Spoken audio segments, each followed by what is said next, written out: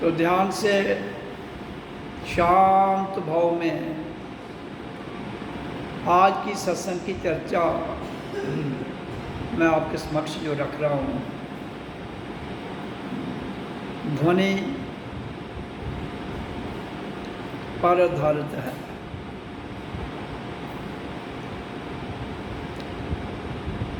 चौबीस अगस्त को अवतार दिवस अथवा जन्म तिथि मनाई जाती है ओम शांति वन आश्रम में हर साल, और उसी के संदर्भ में उसका जो निकट का रविवार होता है उस दिन सत्संग किया जाता है। क्योंकि हमारे संस्था की जो विश्व स्तरीय अध्यात्म संगठन सत्संग है, हमारा हर सत्संग संडे को ही आयोजन होता है। ऐसे तो सत्संग कभी भी हो सकता है, लेकिन हम हर रविवार को आश्रम में सत्संग करते हैं, इसलिए रविवार को ही भंडारा किया जाता है और सत्संग भी जो मेन होता है वो किया जाता है। तो जन्म तिथि मनाने के पीछे महत्व क्या है, उस पर मैं थोड़ी चर्चा करता हूँ आपके समक्ष।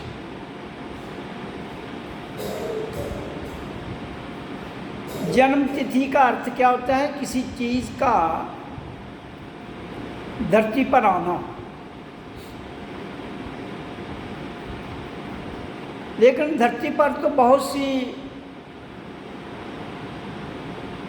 जातियां प्रजातियां जन्म लेती हैं और मानव भी एक है उनमें से। तो जन्मदिन मानव का ही क्यों मनाया जाता है? मृत्यु भी मानव की ही मान्यता दी जाती है, बाकी किसी का नहीं मनाया जाता है। लेकिन मानव कभी कभी मना लेते हैं किसी और भी चीज़ का, लेकिन वो मानव के द्वारा ही मनाया जाता है।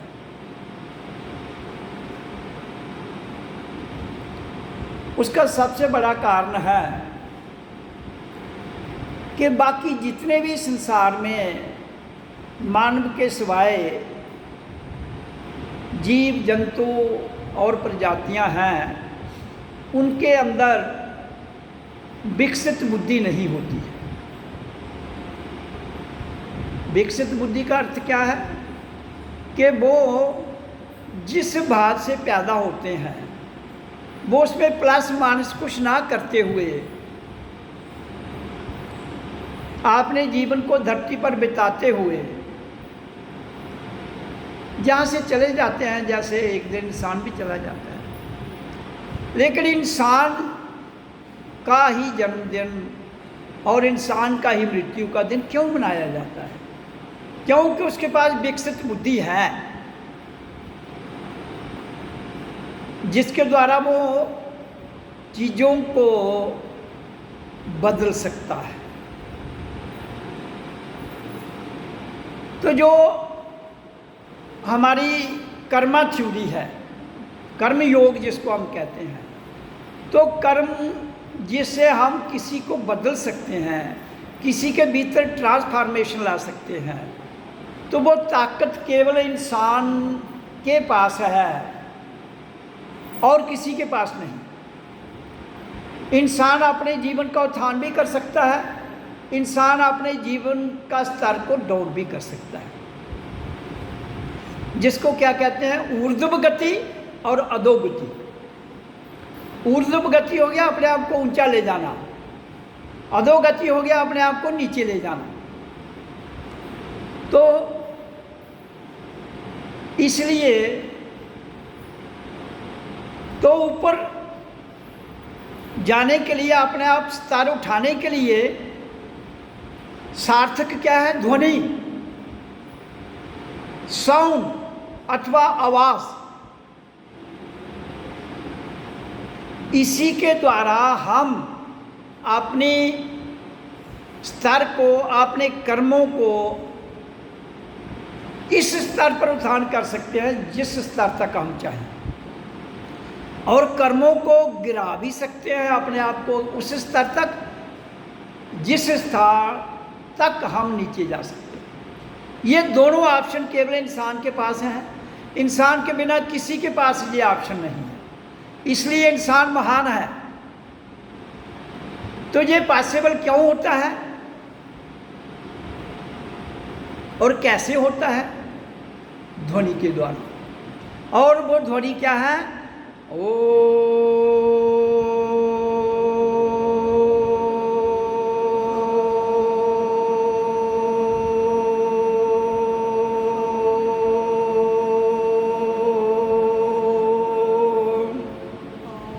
तो इस ध्वनि के द्वारा हम अपना उत्थान कर सकते हैं। क्यों? कि जन्म के समय भी यही ध्वनि हमें मिली थी, जिसके द्वारा हम गतिशील हुए, जिसके द्वारा हमारा शरीर गतिशील हुआ, जिसके द्वारा जीवात्मा गतिशील हुई। तो इसलिए ध्वनि ही सबसे पावरफुल शक्ति है। ध्वनि के भीतर ही प्रकाश है, ध्वनि के भीतर ही वाइब्रेशन है। इसलिए कहा गया है sound is the cause of creation and creatures on the earth planet and that too sound is Om. इस धरती पर ध्वनि ही हर प्राणी, मानव से लेकर किसी भी स्तर तक का प्राणी हो, उसका बेस क्या है, उसको उत्पत्ति का कारण क्या है? ध्वनि। उससे हमें जीवन मिला है, उससे हमें जन्म मिला है। नहीं तो ये शरीर नहीं रहेगा ना, ध्वनि खत्म हो जाएगी। ध्वनि से ये मिला है, ध्वनि के द्वारा ये शांत होगा।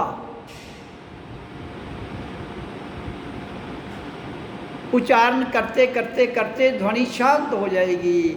हम अपने आप में लीन हो जाएंगे, हम समाधि में लीन हो जाएंगे।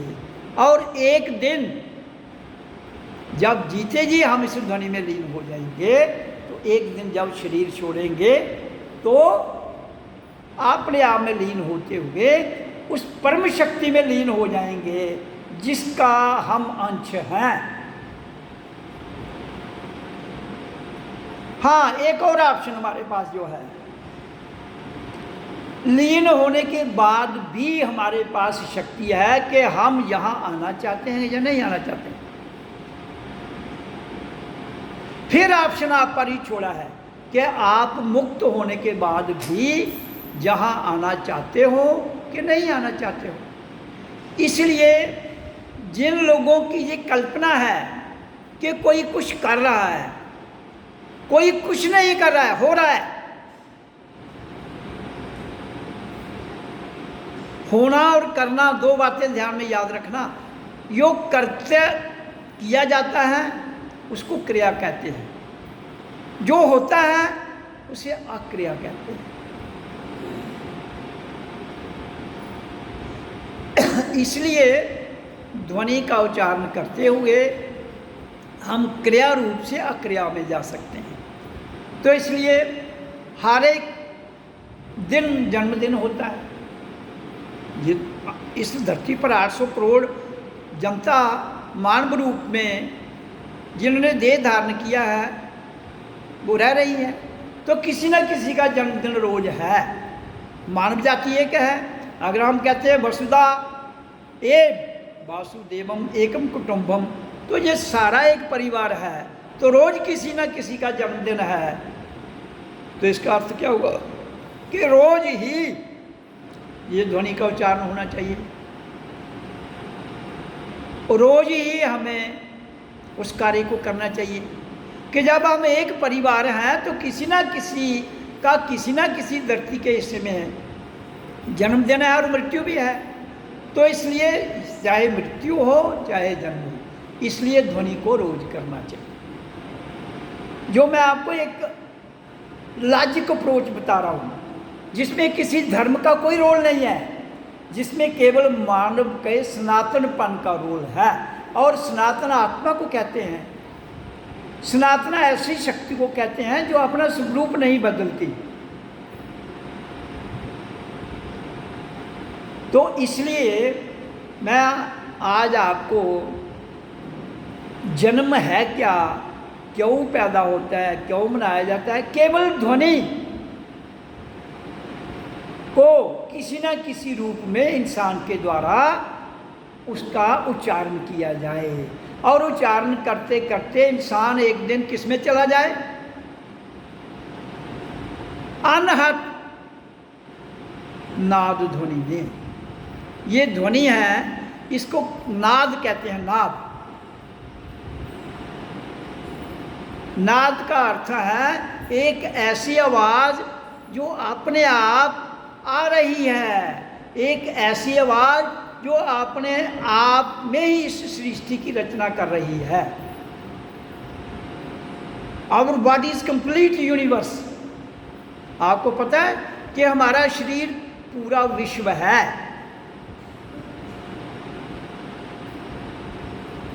तो इंसान कहता है कि नहीं, इससे अलग एक विश्व है। देखो, एक ब्रह्मांड पृथ्वी से लेकर आकाश तक पूरा ब्रह्मांड फैला हुआ है, उसका पूरा जो नक्शा है, खाका है, वो हम हैं। जैसे भूगोल विद्या में आपने पढ़ा है, भूगोल वो विद्या है जिसे जमीन का हाल जाना जाता है।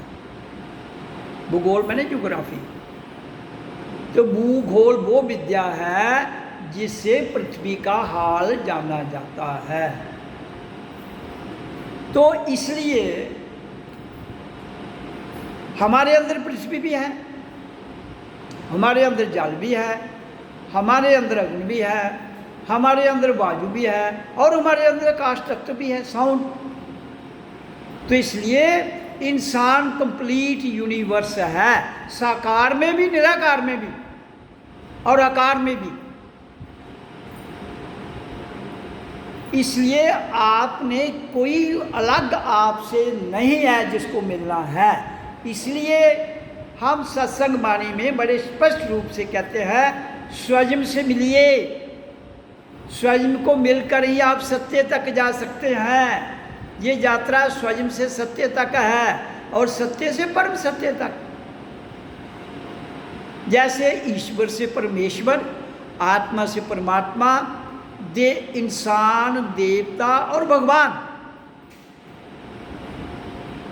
ये सारी जो उपाधियां दी गई हैं, ये केवल इंसान को ही दी गई है। लेकिन इंसान ने किया क्या? ये उपाधियों को कल्पना में छोड़ दिया। कोई और आएगा तुम्हारी मदद करेगा, कोई और आएगा तुम्हें वरदान देगा, कोई और आएगा तुम्हारा काम करेगा। ऐसा कुछ भी नहीं है। ये कोरी कल्पनाओं से निकलो तो जीवन सफल हो जाता है। लेकिन इस संसार को इस तरह फंसा दिया गया है कि वो इन कल्पनाओं से निकलना चाहते हुए भी नहीं निकल पाता है।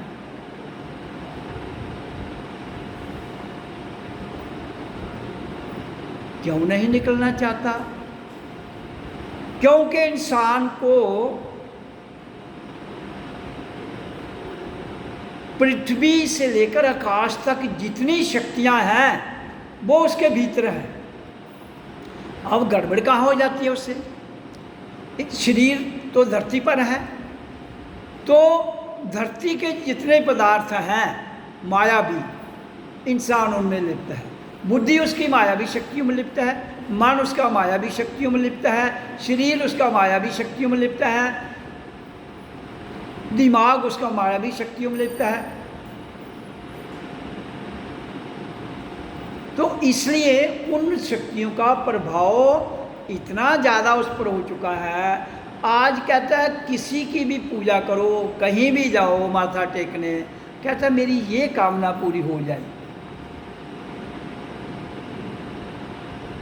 जिसकी जो कामना होगी उसकी फर्स्ट डिमांड यही होगी। तो मैं बहुत बार कह चुका हूँ, फिर कह रहा हूँ, आपकी कोई भी कामना जो होगी वो आपके द्वारा ही पूरी होगी। आप पूर्ण यूनिवर्स हैं, आप अपने आप को जानिए, आप अपने आप से मिलिए, आप अपने आप में रहिए, आप अपने आप से प्रश्न कीजिए। लेकिन कहाँ जाकर, देखो शरीर हमारा 3 भाग में बटा हुआ है, यहाँ तक पिंड है, ये अंड है, ये ब्रह्मांड है। तो जो आपने अपने पिंड में जो मायावी शक्तियाँ हैं, अगर वो काम करवाना है आपने कोई, तो वो सिद्धियों तक है, वो यहाँ तक करवा सकते हो आप खुद से, किसी से नहीं। अगर उससे आगे सूक्ष्म अवस्था में जाना है, यहाँ से लेकर यहाँ तक, यहाँ सूक्ष्म स्थिति है आपकी, तो वहाँ अगर आपने काम करवाना है तो उस स्थान से आवाज़ देनी पड़ेगी।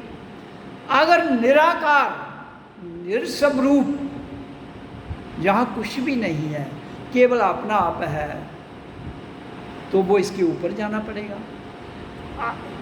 तो इसलिए आपको अपनी डिमांड कहीं भी पुट नहीं करनी है, अपने आप से जुड़िए। जब आप अपने आप से जुड़ेंगे, आपकी हर डिमांड,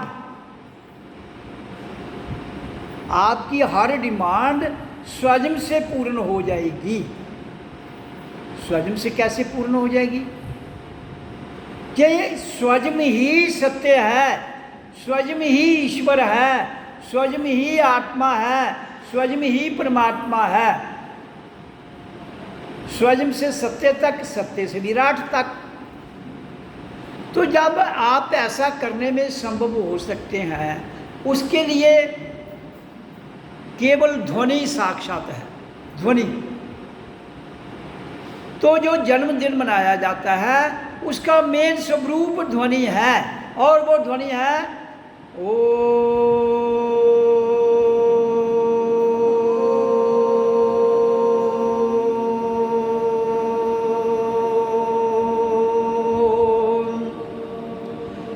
तो जब हमने जन्मदिन मनाना है तो यही ध्वनि है। जब किसी की भी, जब कोई शरीर छोड़ देता है, तब क्या करना है? तब भी वो तो नहीं कर पाएगा जो शरीर छोड़ चुका है, बाकी तो कर सकते हैं। बाकियों को भी जो वहाँ है, उनको भी यही करना है। जन्म के समय भी यही है और मृत्यु के समय भी वही है। इसलिए जिसने अपने आप को जगा लिया है, मेन चीज़ है जागने की। अब लोग, बहुत लोगों से चर्चा होती है, कहते हैं ओम सब कुछ है, लेकिन साढ़ा प्रणाला उठा गया। कहते हैं हम इनकार नहीं करते हैं, ओम इज द सुपर। भाई जब इतना तुम्हें पता लग गया ओम इज द सुपर ध्वनि, ओम कोई फोटो नहीं इसका, ओम की साउंड, साउंड ऑफ आओ,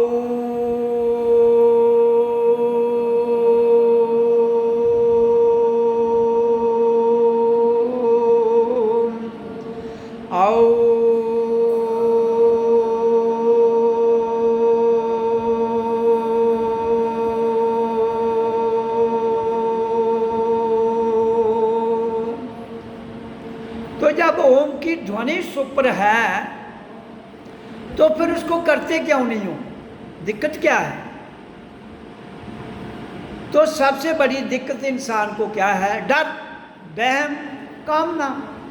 मेरी ये कामना पूरी नहीं हो रही, वो नहीं। भाई जब कहता है धर्म, अर्थ, काम, मोक्ष, संसार में 4 ही डिमांड है ना, काम, इच्छा,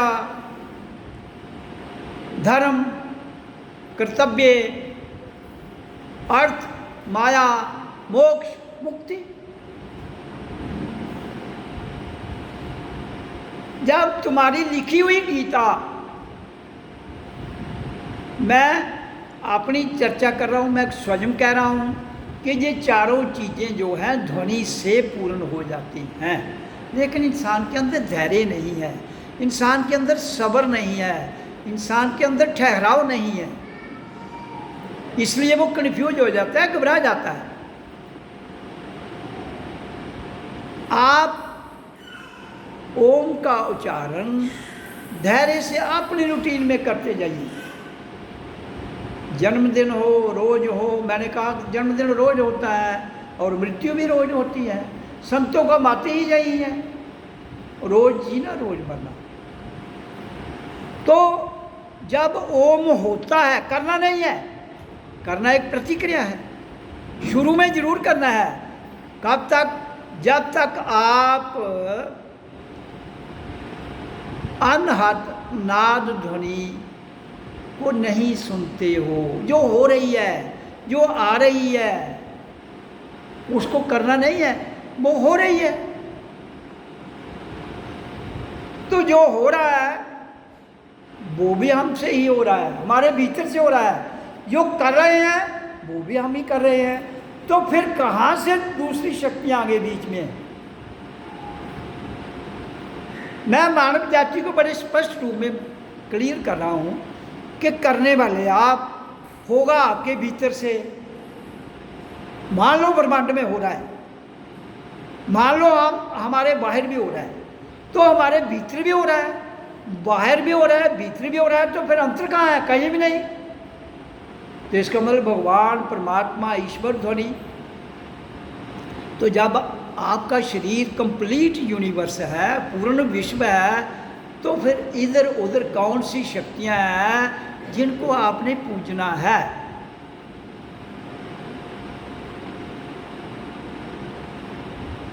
कबीर को किसी ने एक बार पूछा, भाई तुम भोग नहीं लगाते हो? उसने कहा, जब मैं खाना खाता हूँ, भोजन करता हूँ स्वयं, तो भोग लग जाता है। किसको भोग लगाना है? पूरे विश्व को भोग लग जाता है। जब आपका शरीर पूर्ण विश्व है तो आप खाओगे तो पूरे विश्व को भोग नहीं लगेगा। पाँव से लेकर सिर की चोटी तक एक्शन रिएक्शन आपके शरीर में होगा खाने का, तो भोग तो पूरा लग रहा है। तुम भ्रमण नहीं करते हो, परिक्रमा नहीं कर, कहता मैं जब उठकर चलता हूं तो भ्रमण हो जाता है।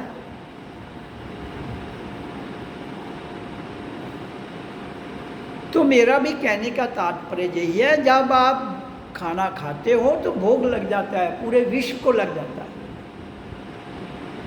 अब विश्व में तो हर प्रकार की शक्ति है, तो आपके भीतर भी हर प्रकार की शक्ति है,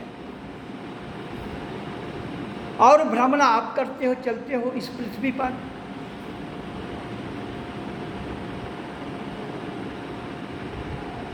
तो इसलिए डोंट पुट एनी डिमांड।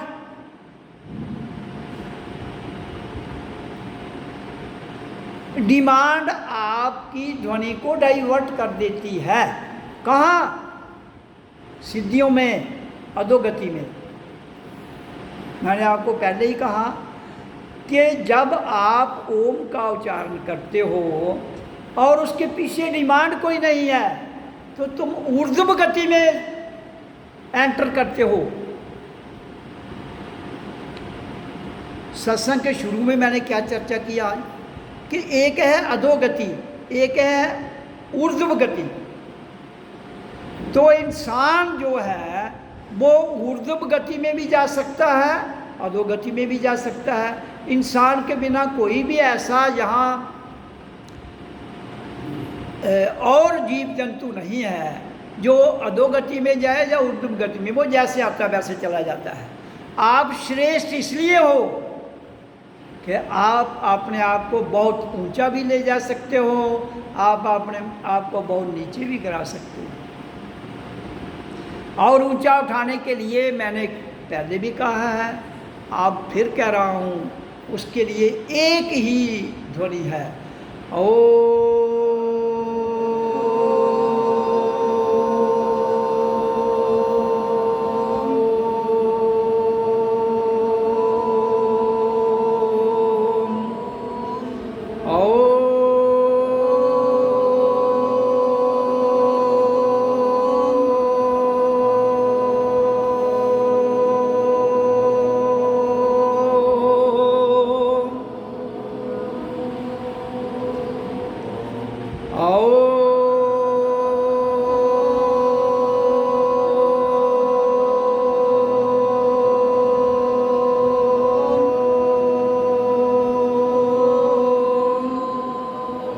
तो ये ध्वनि आपको कितनी ऊंचाई तक ले जा सकती है उसका तुम अंदाजा भी नहीं लगा सकती।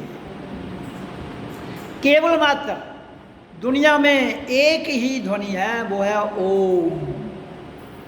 श्वास और ध्वनि दो ही मंत्र हैं, दोनों जन्म के समय मिले हमें। श्वास भी जन्म के समय मिला और ध्वनि भी। इन्हीं दो मंत्र के द्वारा हमने लैंड किया है इस धरती पर, और इन्हीं दो आवाज़ और प्राण वायु के द्वारा हम उस स्थान तक जा सकते हैं जहाँ से हम सेपरेट हुए हैं, उसी से लैंड हुए हैं, उसी से वापस जा सकते हैं। उसी से जन्म हुआ है, उसी में लीन होके वापस, जिसको मृत्यु कहते हैं, सैर करके हम जाते हैं, वापस जा सकते हैं। ये संसार मंच है, यहाँ तुम सैर के लिए आए हो। भोग, ये भोग है, यहाँ भोग भी है, योग भी है। ऊपर केवल आप हैं, ना भोग है ना योग है। ये धरती, जिस धरती पर आप आए हो, ये आपके लिए एक ऐसा आनंद स्वरूप प्रत्यक्ष में प्लेनेट है, यहां सब कुछ है। फिर मैं एक बार कहा हूं, डोंट पुट एनी डिमांड।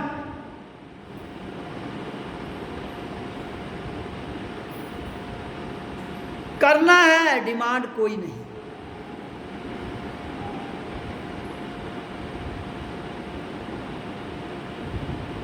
इसलिए समर्पण भाव करने कर, कथनी तज।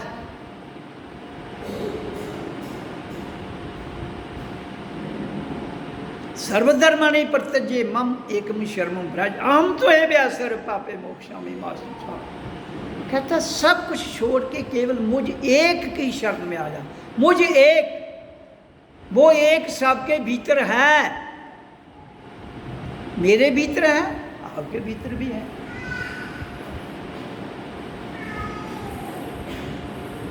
उस एक को जान लीजिए। आप लोगों की काफ़ी अनुभूति है, अगर 90% जानना है तो पूर्ण जान लीजिए।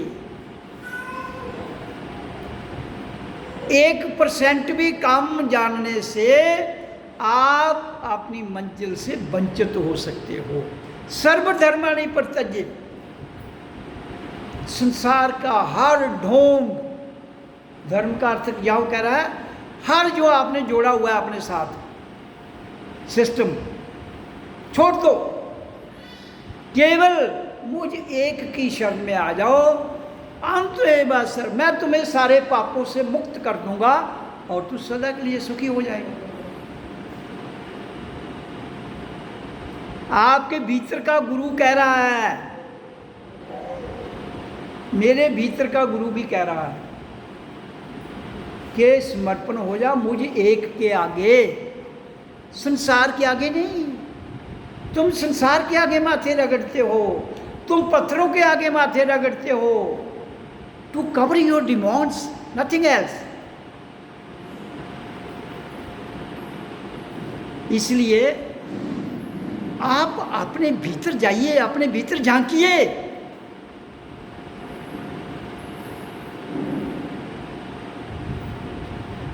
जिस दिन तुम अपने भीतर के गुरु के आगे समर्पित हो जाते हो, तुम्हें तुम्हारी क्या जरूरत है उसे सब पता है भीतर, क्योंकि तुम जिंदा हो।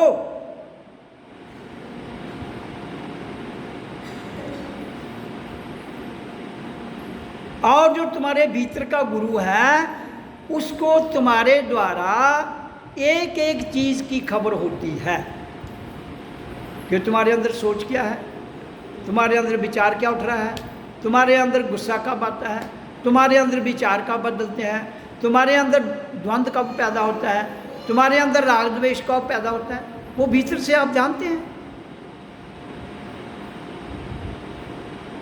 तो इसलिए ये सारी बातों से तुम्हारा गुरु परे है।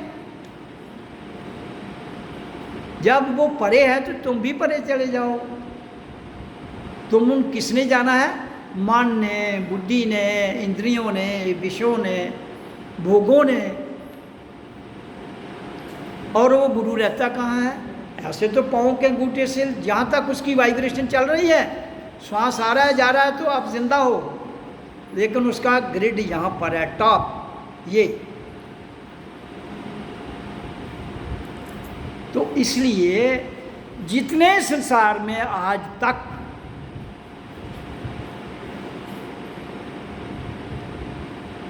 खोज हुई वो तुम्हारे द्वारा हुई। कैसे? जिसने की वो इंसान रूप में आया था कि नहीं? तुम भी इंसान रूप में हो